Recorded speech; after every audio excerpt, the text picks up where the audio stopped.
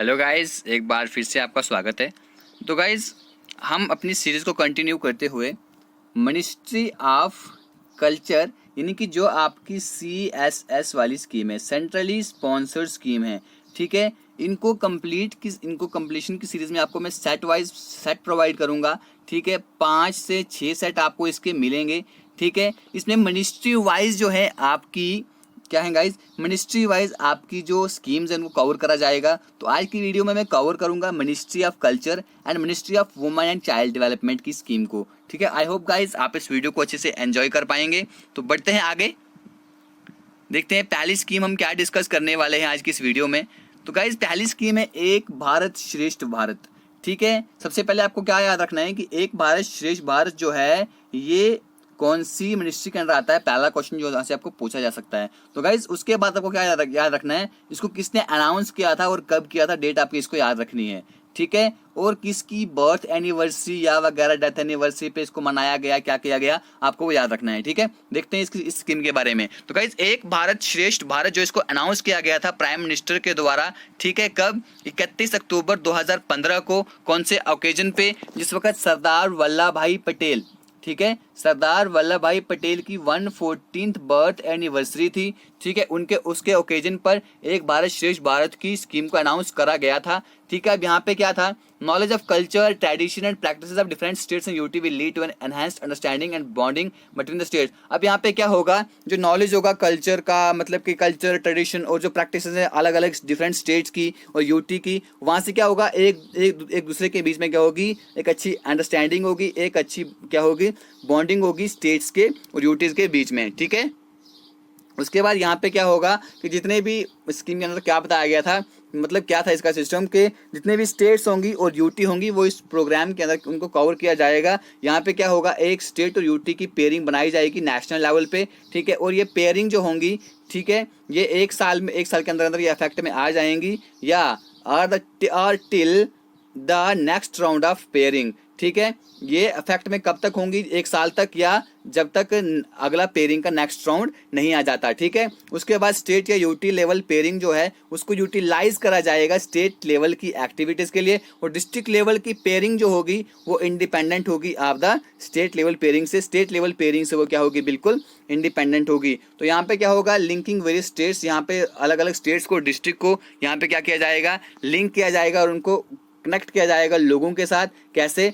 अगर मतलब कि एक्सचेंज करेंगे कल्चर वगैरह को, लोगों के कल्चर को देखा जाएगा, मतलब कि कौन सी स्टेट का, एक स्टेट का, जैसे कि मान के चलें कि अलग स्टेट का अलग कल्चर है, ठीक है, दूसरे स्टेट का अलग कल्चर है, रिवाज कैसा है, टूरिज्म कैसा है, वहाँ का लैंग्वेज कैसी बोली जाती है, एजुकेशन क्या है, ट्रेड वगैरह क्या, ये सब एक्सचेंज करा जाएगा। इसमें क्या होगा, सिटीजन जो होंगे वो एक्सपीरियंस कर पाएंगे दूसरी जो कल्चरल डाइवर्सिटी है, ठीक है, दूसरी स्टेट्स की और यूटी की वगैरह की जो भी कल्चरल डाइवर्सिटी है उसको वो देख पाएंगे। अब इसका ऑब्जेक्टिव क्या था, इसका ऑब्जेक्टिव ये था कि हमने क्या करना है, सेलिब्रेट करना है unity in diversity of our nation, अपने नेशन की यूनिटी इन डाइवर्सिटी, ठीक है। यहाँ पे डाइवर्सिटी क्या होता है, यानी कि गाइज यहाँ पे अलग रिलीजन, मतलब बहुत सारे रिलीजन है, क्या हो, बहुत सारे ट्रेडिशन है, बहुत सारे कल्चर हैं, बहुत सारे लैंग्वेज हैं, तो गाइज ये मिलकर डाइवर्सिटी बन जाती है। इसमें क्या होना चाहिए, हमने एक यूनिटी इन डाइवर्सिटी आपके अपने नेशन की उसको सेलिब्रेट करना है, और नेशनल इंटीग्रेशन यानी कि नेशनल को इकट्ठा करने का एक प्रमोट यानी कि स्पिरिट को प्रमोट करना है, ठीक है। और शोकेस करना है कि हमारी जो रिच हेरिटेज है और कल्चर जो है,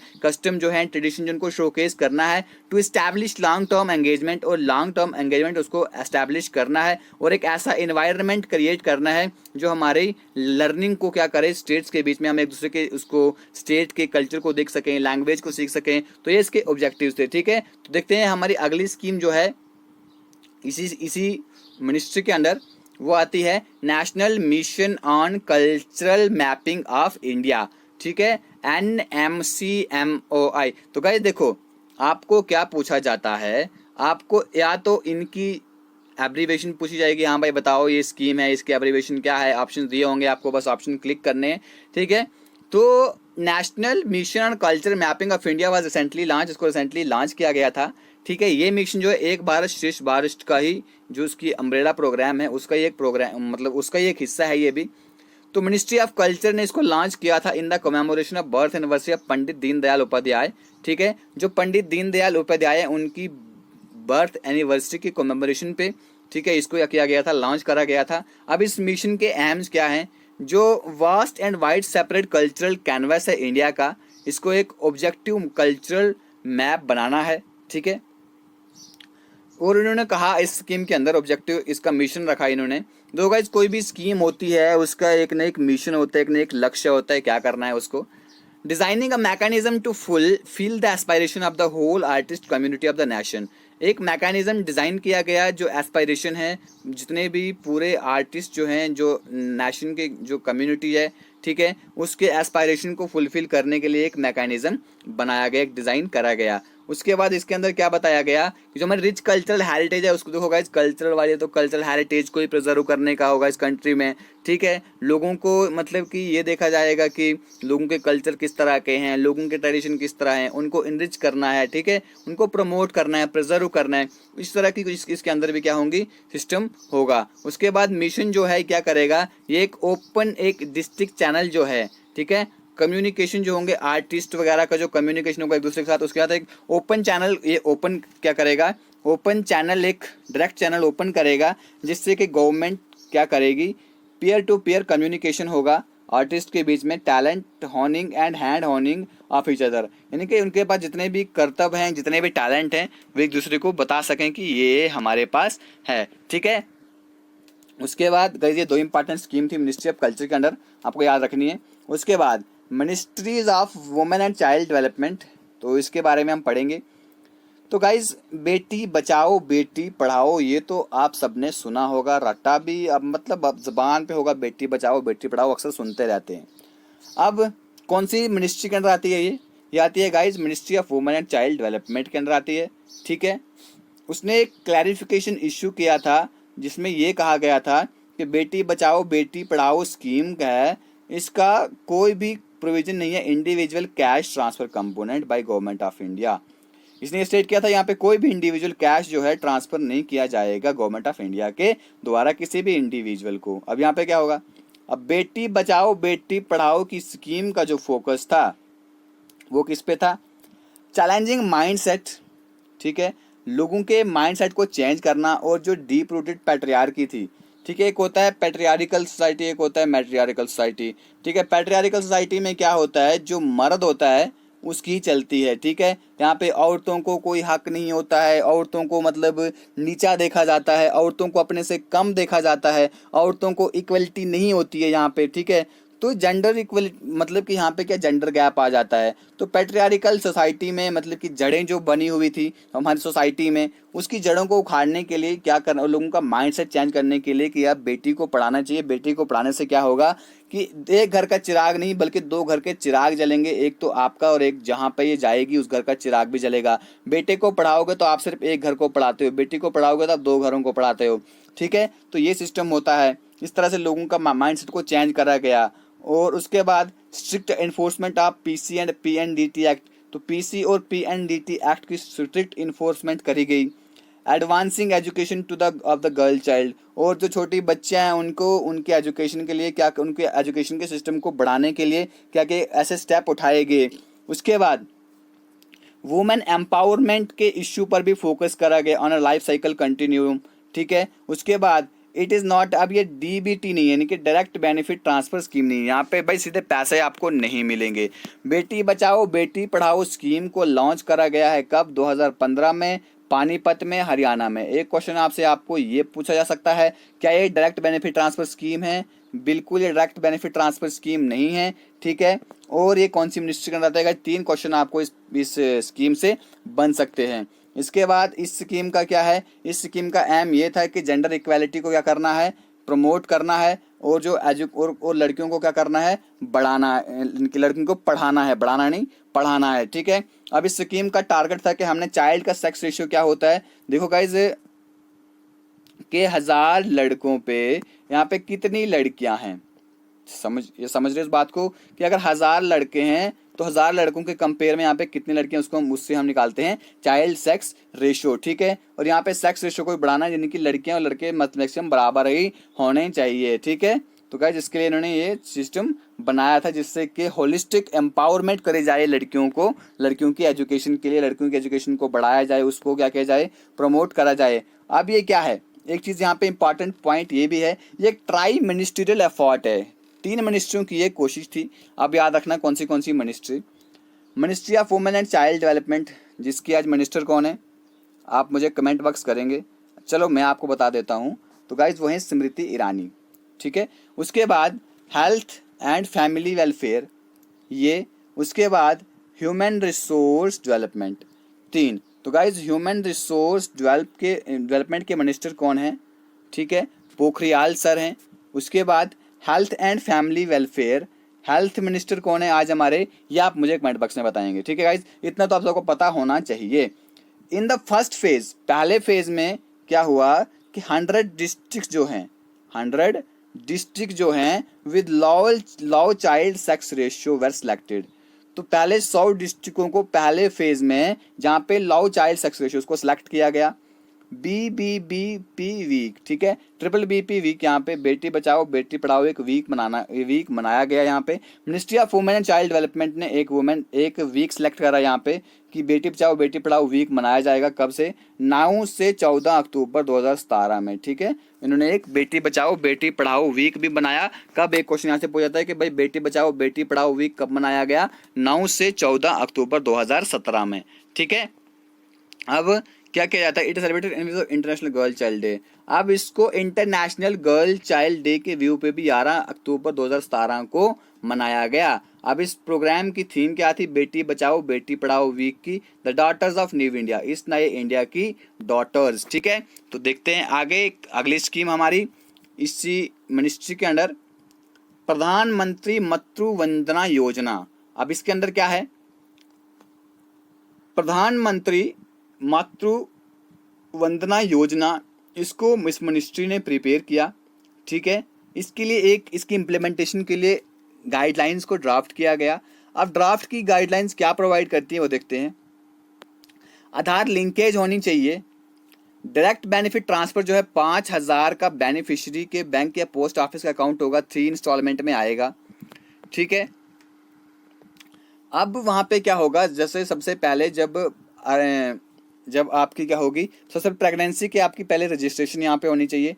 तो प्रेगनेंसी के 6 महीने के बाद एक एंटीनेंटल चेकअप होना चाहिए, ठीक है, और जो चाइल्ड बर्थ है उसकी रजिस्ट्रेशन होनी चाहिए। उसके बाद पहला साइकिल जो है इम्यूनाइजेशन का बच्चे को देना चाहिए। उसके बाद प्रधानमंत्री मातृत्व वंदना योजना जो है, इसको पहले क्या कहा जाता था, इसको पहले कहा जाता था इंदिरा गांधी मातृत्व सहयोग योजना। याद रखना गाइस, प्रधानमंत्री मातृत्व वंदना योजना को पहले इंदिरा गांधी मातृत्व सहयोग योजना कहा जाता था।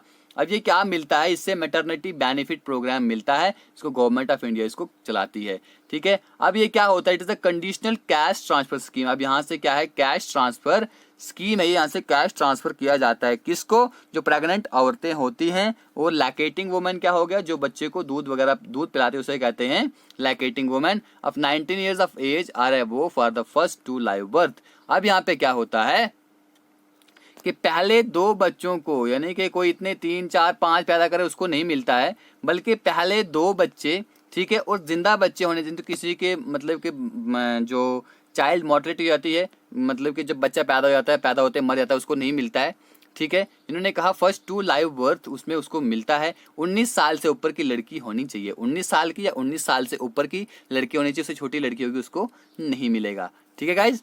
देखते हैं आगे ये क्या करती है, ये हमें एक पार्शियल वेज कंपनसेशन प्रोवाइड करती है, हमें नहीं बल्कि औरतों को, ठीक है।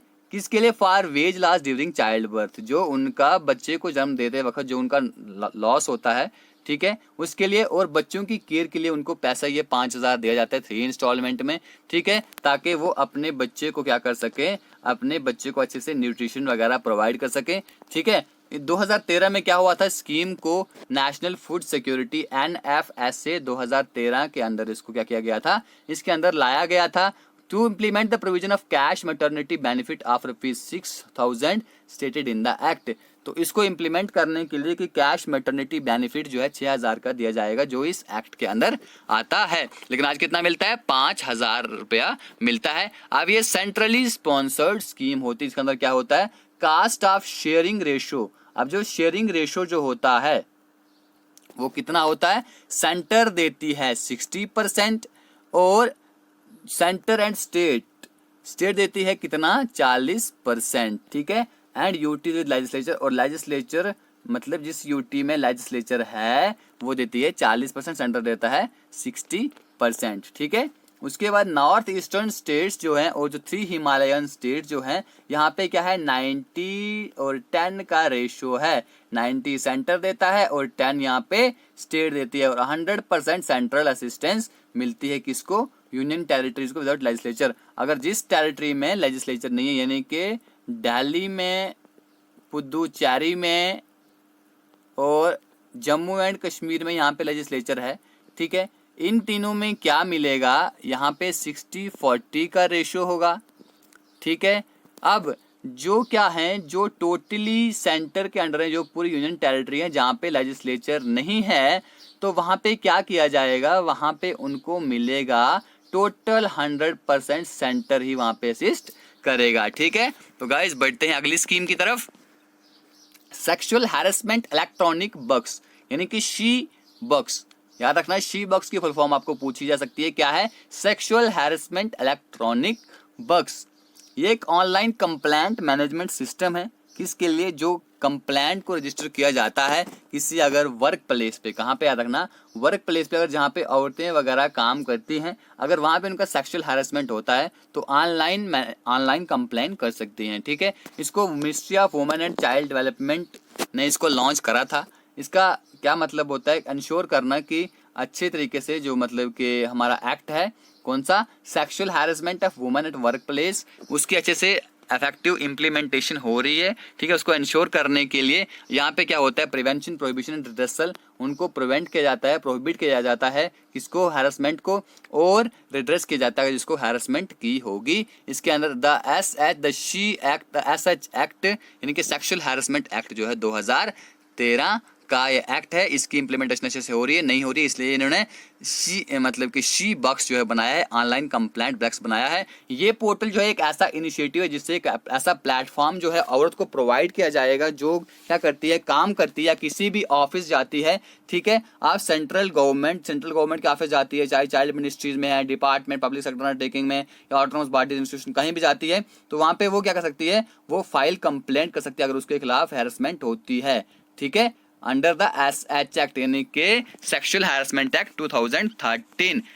तो जिन्होंने पहले एक रिटन कंप्लेंट पहले क्या कर दी है, फाइल कर दी है किसी इंटरनल कंप्लेंट कमेटी को, जो एसएच एक्ट के अंडर बनाई गई है, वो भी यहाँ पे इस पोर्टल के अकॉर्डिंग अपनी फाइल को फिर से दोबारा यहाँ पे कंप्लेन कर सकती है इस पोर्टल के द्वारा, ठीक है। ये क्या करेगा, ये स्पीडियर रेमेडी देगा उन औरत को, उन औरतों को क्या करेगा, स्पीडीली क्या करता है, तुरंत एक्शन उनके ऊपर लिया जाएगा जो भी किसी काम पे सेक्सुअल हैरेसमेंट फेस कर रही हैं। एक बार अगर कंप्लेंट सबमिट हो गई इस पोर्टल में तो डायरेक्टली वो आईसीसी, मैंने अभी आपको कहा कि आईसीसी क्या होता है, इंटरनल कंप्लेंट कमेटी, तो गाइस सीधा ही इंटरनल वो इसको डायरेक्टली सेंड किया जाएगा इस कंप्लेंट को आईसीसी को, इंटरनल कंप्लेंट कमेटी जो है कंसर्न मिनिस्ट्री की, ठीक है, डिपार्टमेंट की, जहां पे भी उसको क्या हो रहा है, जहां पे भी उसको हैरेसमेंट हो रही है किसी भी डिपार्टमेंट में, ठीक है। तो ministry of women and child development जो है, और as well as complaint can monitor the progress of inquired connected by the ICC.